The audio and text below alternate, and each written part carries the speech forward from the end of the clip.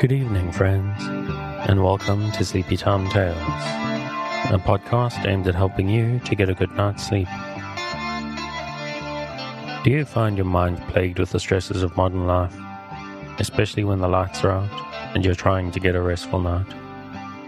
Does your spinning mind keep you awake?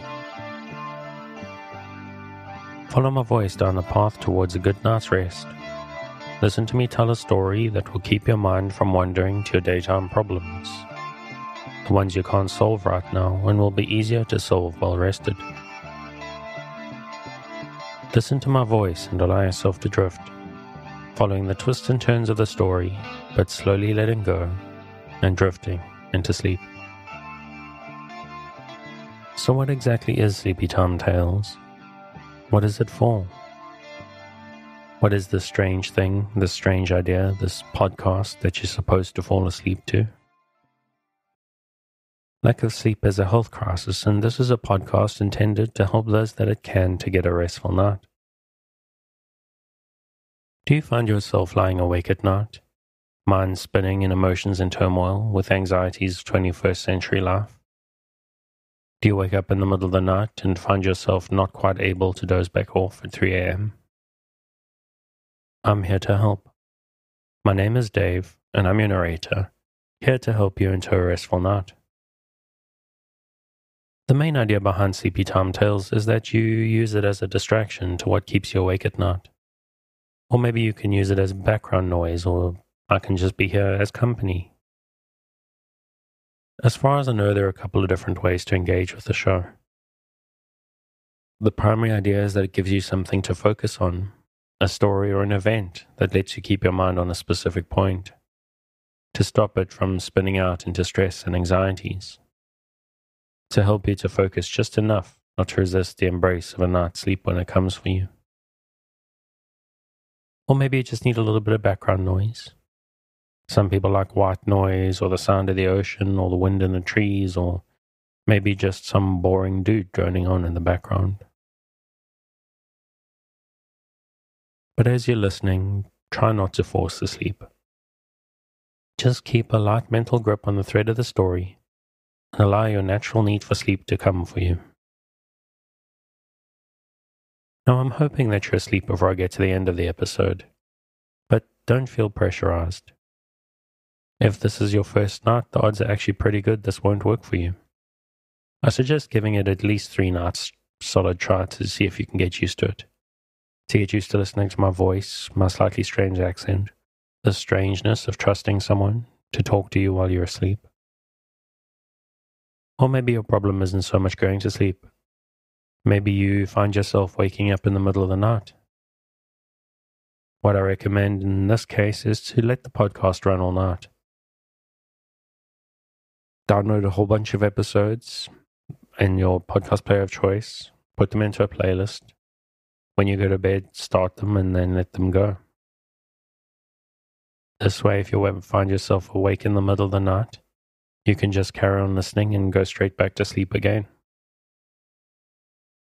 And maybe you even wake up a little bit before your alarm, 60 minutes or as little as 30 minutes.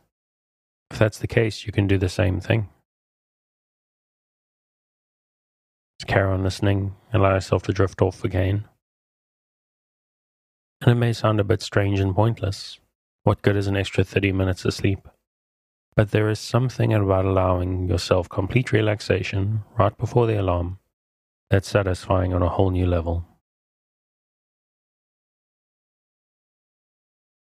But as you're listening, it's very important that you try to relax. If you're new to the show and prone to late nights lying staring at the ceiling, this may seem strange to you, so give it a chance. Because I'm here to work with you, to create a safe space, a cocoon in which you can curl up and allow nature to take its course. So if you're still with me, thank you for staying. If you're already asleep, we'll chat again soon.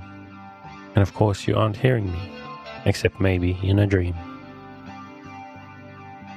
Before we get on with the show, I'd like to ask for a couple of minutes of your time. If you are able to, and you would like to help support Sleepy Time Tales, To help me keep it going out to thousands of insomniacs just like you, please consider supporting me on my Patreon at patreon.com/sleepytimetales.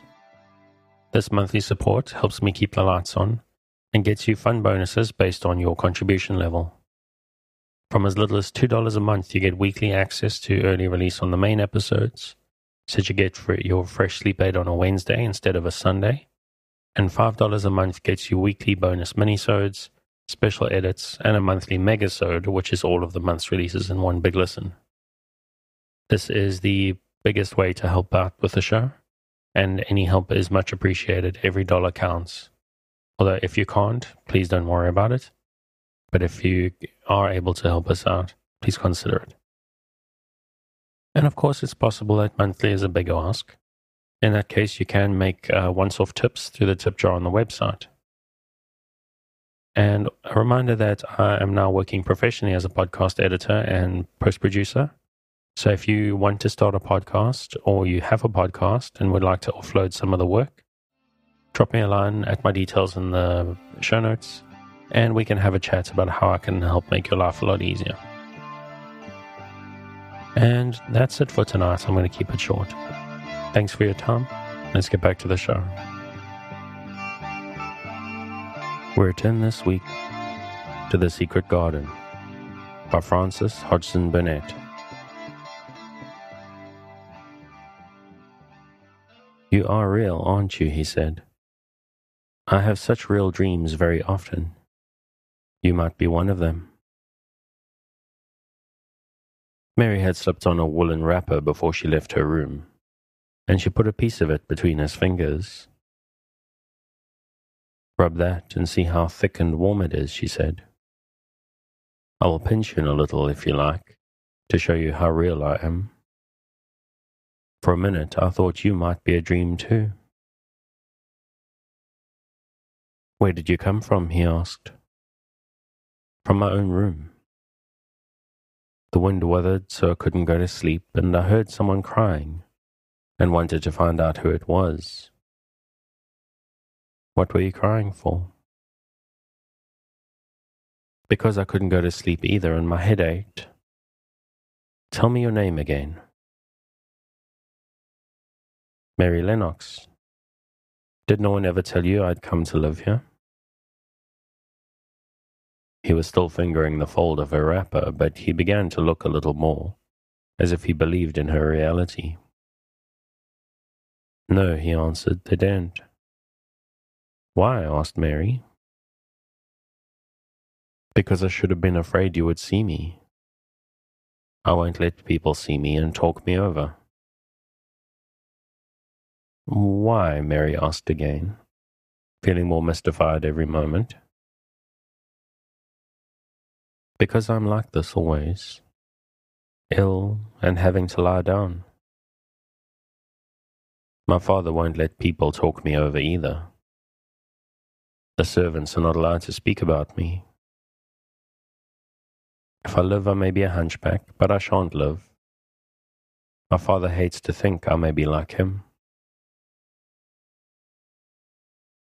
Oh, what a queer house this is, Mary said. What a queer house. Everything is kind of secret. Rooms are locked up and gardens are locked up, and you? Have you been locked up? No. I stay in this room because I don't want to be moved out of it. It tires me too much. Does your father come and see you? Mary ventured. Sometimes. Generally when I'm asleep. He doesn't want to see me. Why? Mary could not help asking again. A sort of angry shadow passed over the boy's face. My mother died when I was born, and it makes him wretched to look at me. He thinks I don't know, but I've heard people talking. He almost hates me.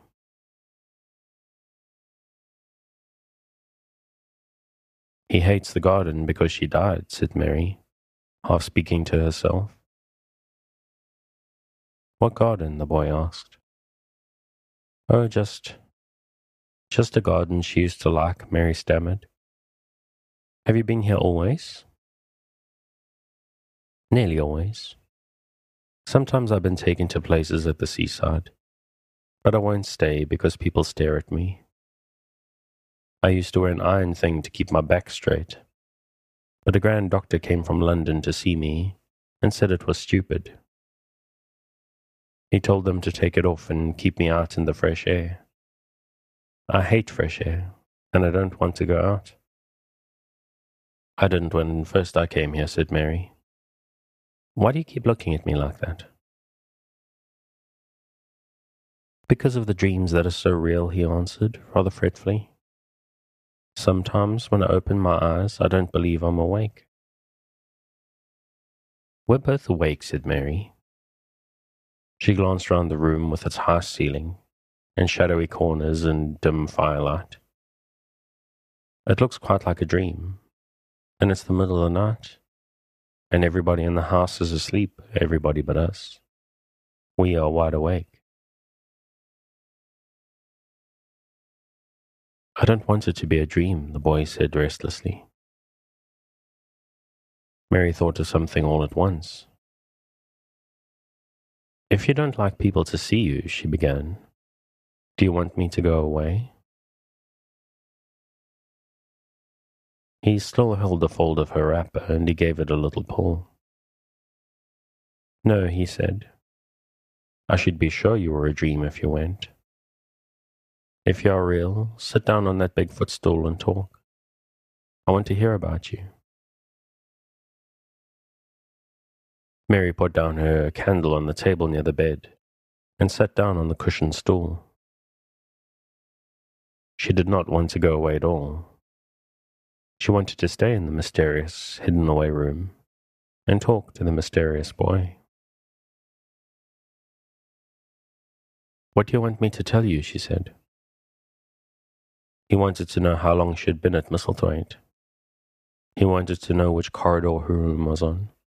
He wanted to know what she had been doing, if she disliked the moor as he disliked it, where she had lived before she came to Yorkshire.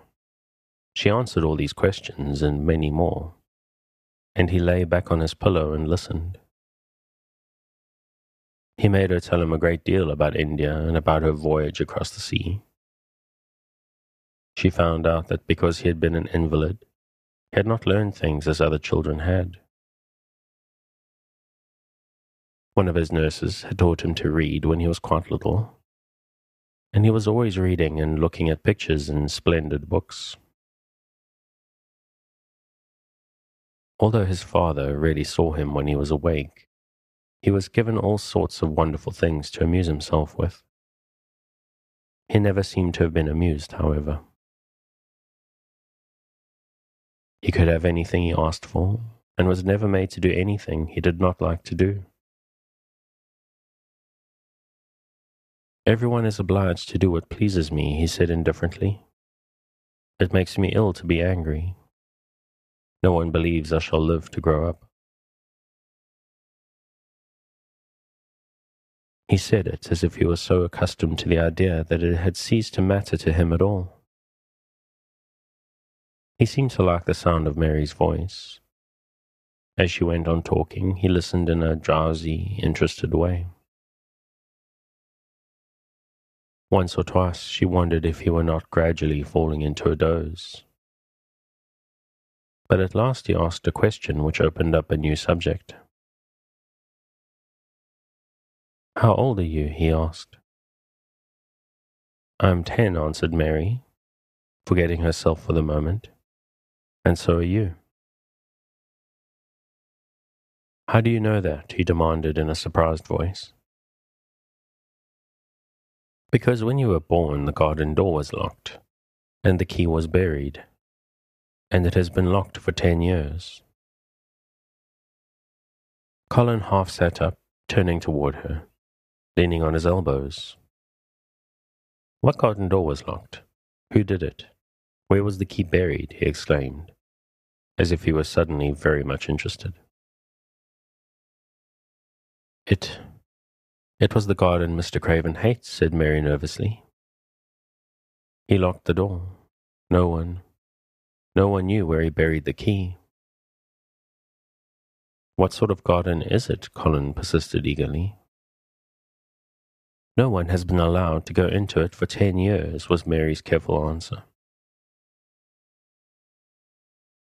But it was too late to be careful. He was too much like herself. He too had nothing to think about, and the idea of a hidden garden attracted him, as it had attracted her. He asked question after question. Where was it? Had she never looked for the door? Had she never asked the gardeners? They won't talk about it, said Mary. I think they've been told not to answer questions. I could make them, said Colin. Could you? Mary faltered, beginning to feel frightened. If he could make people answer questions, who knew what might happen? Everyone is obliged to please me, I told you that, he said. If I were to live, this place would sometime belong to me. They'll know that. I would make them tell me.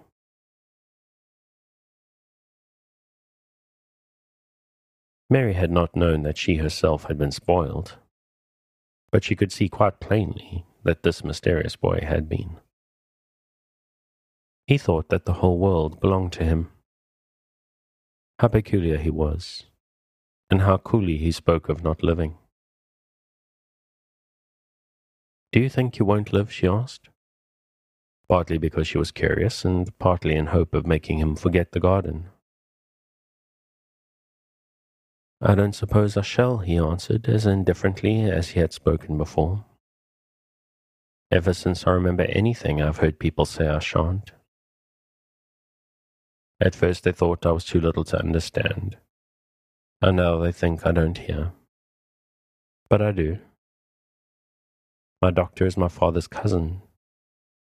He is quite poor, and if I die he will have all Misselthwaite when my father is dead. I should think he wouldn't want me to live. Do you want to live? Inquired Mary. No, he answered in a cross, tired fashion. But I don't want to die. When I feel ill, I lie here and think about it until I cry and cry. I have heard you crying 3 times, Mary said, but I did not know who it was. Were you crying about that? She did so want him to forget the garden. I dare say, he answered.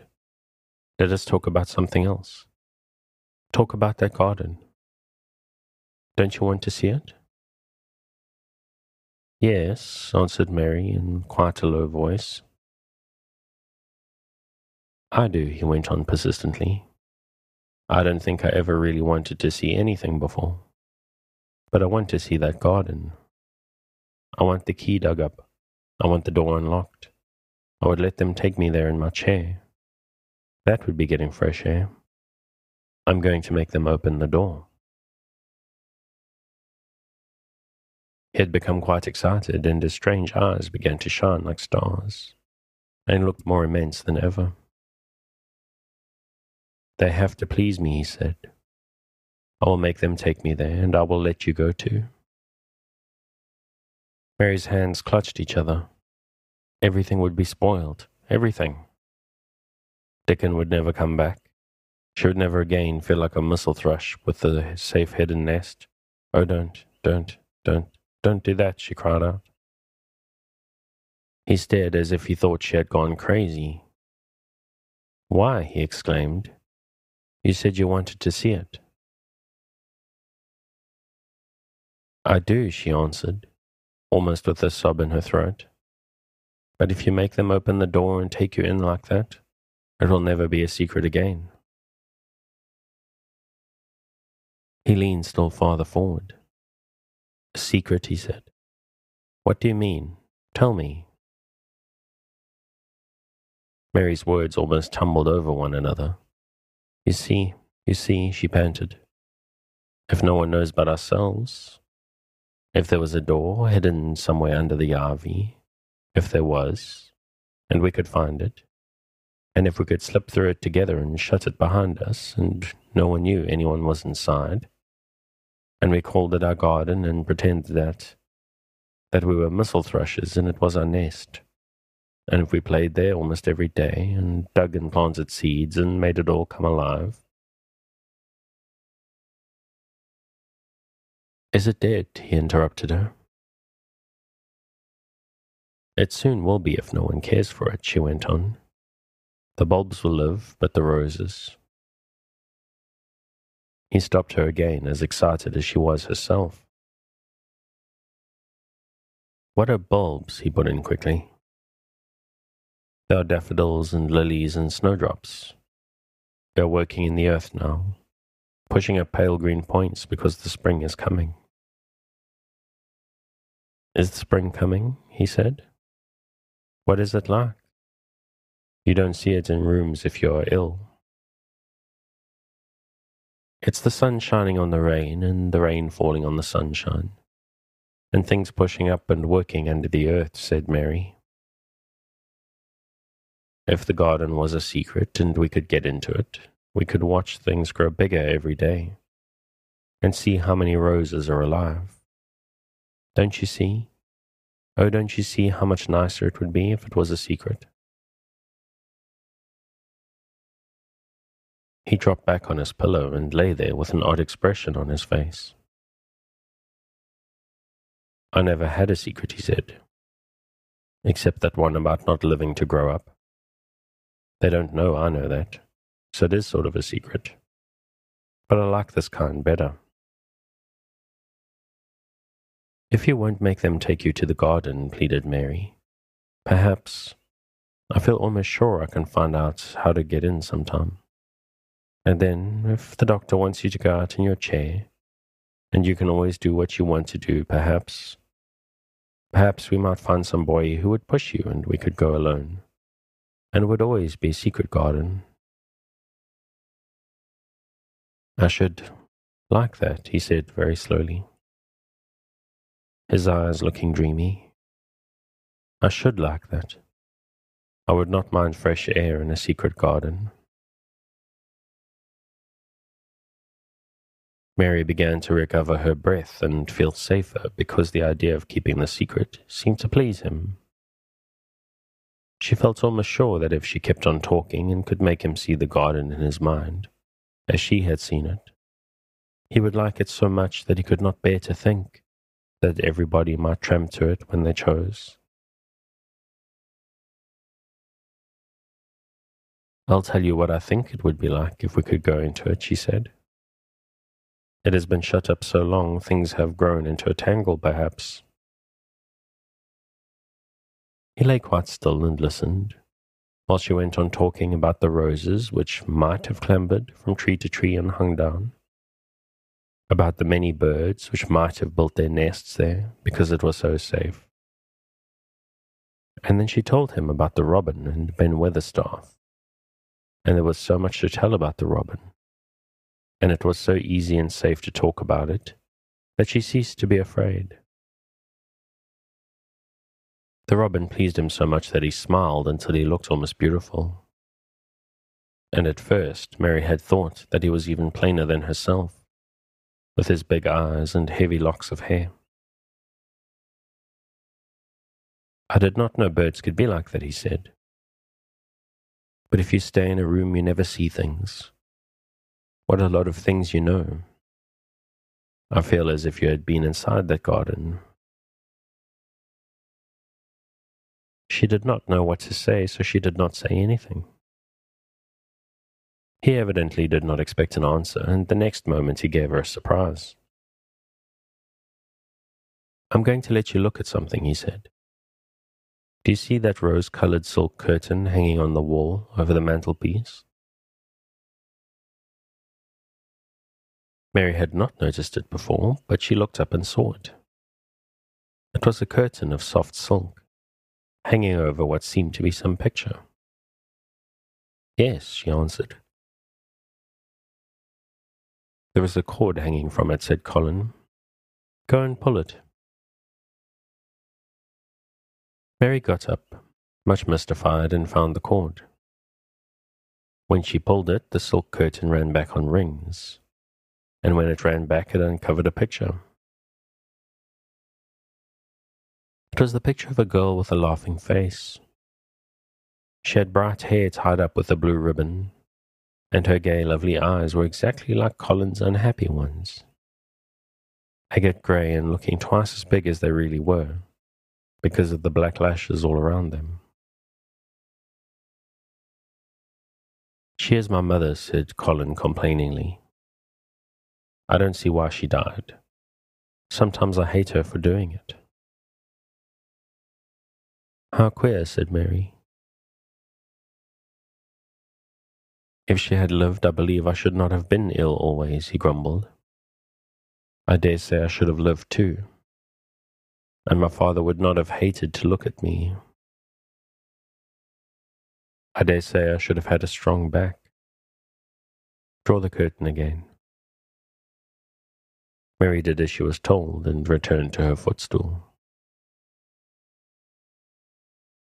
"She is much prettier than you," she said, "but her eyes are just like yours. At least they are the same shape and color. Why is the curtain drawn over her?" He moved uncomfortably. "I made them do it," he said. "I don't like to see her looking at me. She smiles too much when I'm ill and miserable. Besides, she is mine, and I don't want everyone to see her."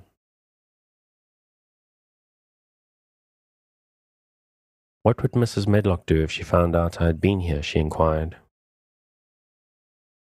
"She would do as I told her to do," he answered. "And I should tell her that I wanted you to come here and talk to me every day. I'm glad you came." "So am I," said Mary. "I will come as often as I can, but—" she hesitated. "I shall have to look every day for the garden door." "Yes, you must," said Colin, "and you can tell me about it afterward."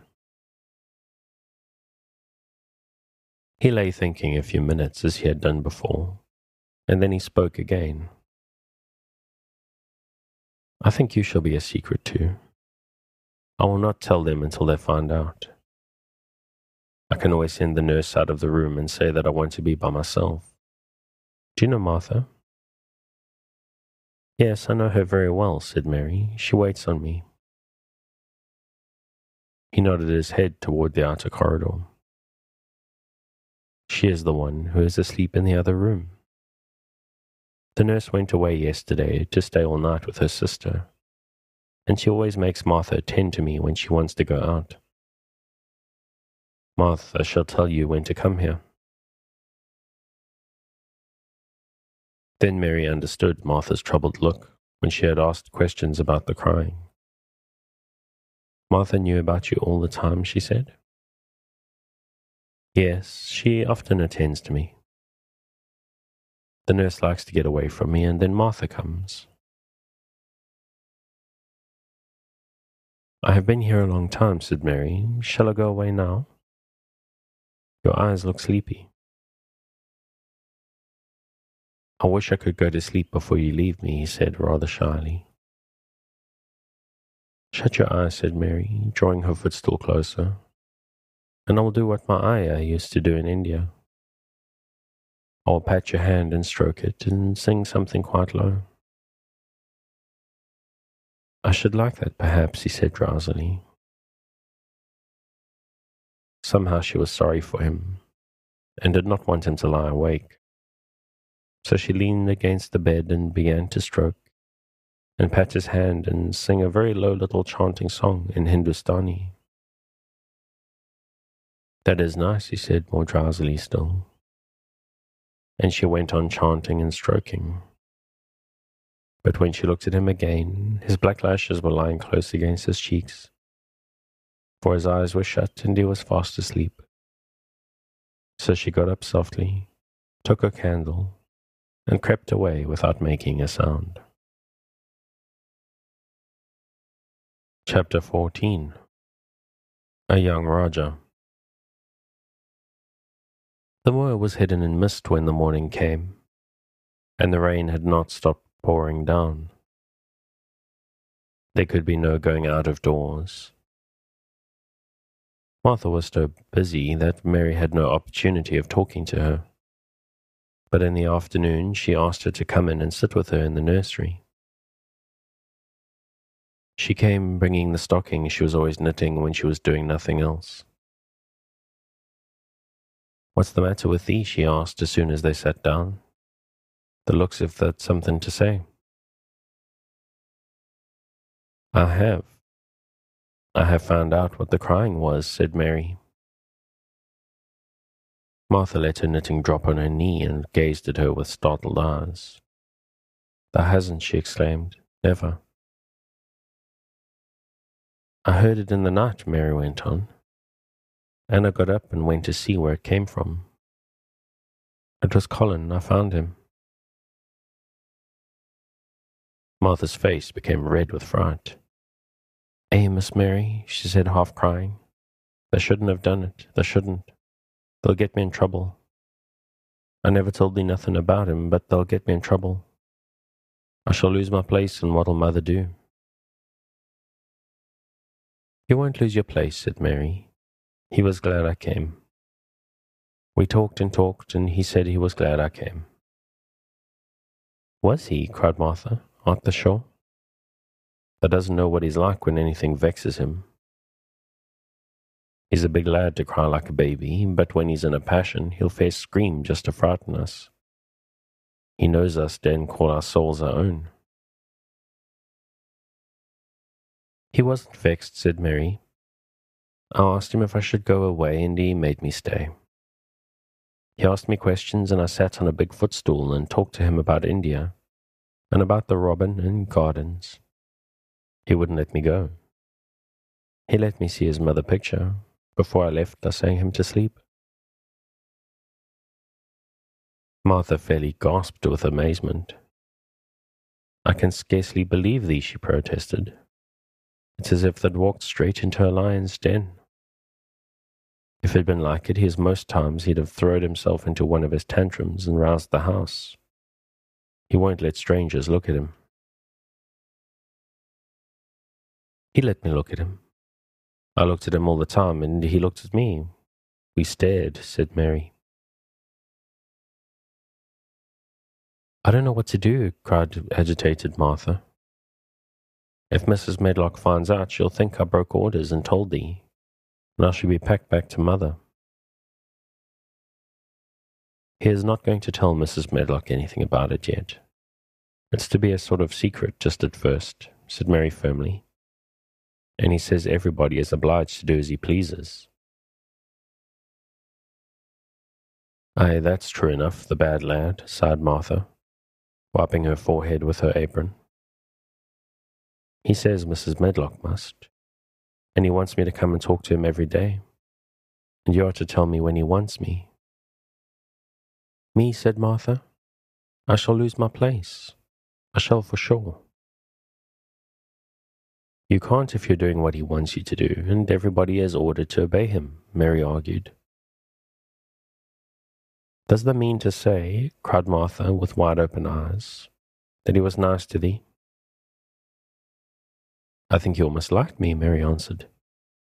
"Then they must have bewitched him," decided Martha, drawing a long breath. "Do you mean magic?" inquired Mary. "I've heard about magic in India, but I can't make it. I just went into his room, and I was so surprised to see him I stood and stared. And then he turned around and stared at me. And he thought I was a ghost or a dream, and I thought perhaps he was. And it was so queer, being there alone together in the middle of the night, and not knowing about each other. And we began to ask each other questions. And when I asked him if I must go away, he said I must not." "The world's coming to an end," gasped Martha. "What is the matter with him?" asked Mary. "Nobody knows for sure and certain," said Martha. "Mr. Craven went off his head like when he was born. The doctors thought he'd have to be put in an asylum. It was because Mrs. Craven died, like I told you. He wouldn't set eyes on the baby. He just raved and said it would be another hunchback like him and had better die. Is Colin a hunchback? Mary asked. He didn't look like one. He isn't yet, said Martha, but he began all wrong. Mother said that there was enough trouble and raging in the house to set any child wrong. They was afraid his back was weak, and they've always taken care of it, keeping him lying down and not letting him walk. Once they made him wear a brace, but he fretted so he was downright ill. Then a big doctor came to see him and made them take it off. He talked to the other doctor quite rough, in a polite way. He said there'd been too much medicine and too much letting him have his own way. I think he's a very spoilt boy, said Mary. He's the worst young note as ever was, said Martha. I won't say as he hasn't been ill a good bit. He's had coughs and colds that's nearly killed him 2 or 3 times. Once he had rheumatic fever, and once he had typhoid. Mrs. Medlock did get a fright then. He'd been out of his head, and she was talking to the nurse, thinking he didn't know nothing, and she said, "He'll die this time, sure enough. And best thing for him and for everybody." And she looked at him, and there he was, with his big eyes open, staring at her as sensible as she was herself. She didn't know what happened, but he just stared at her and said, "You give me some water and stop talking." "Do you think he will die?" asked Mary. Mother said there's no reason why any child should live who gets no fresh air and doesn't do nothing but lie on his back and read picture books and take medicine. He's weak and hates the trouble of being taken out of doors. And he gets cold so easy, he says it makes him ill.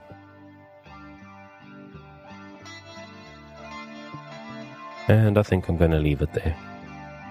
As always, if you want to pick up where I'm leaving off, you can carry on Project Gutenberg at the link in the show notes.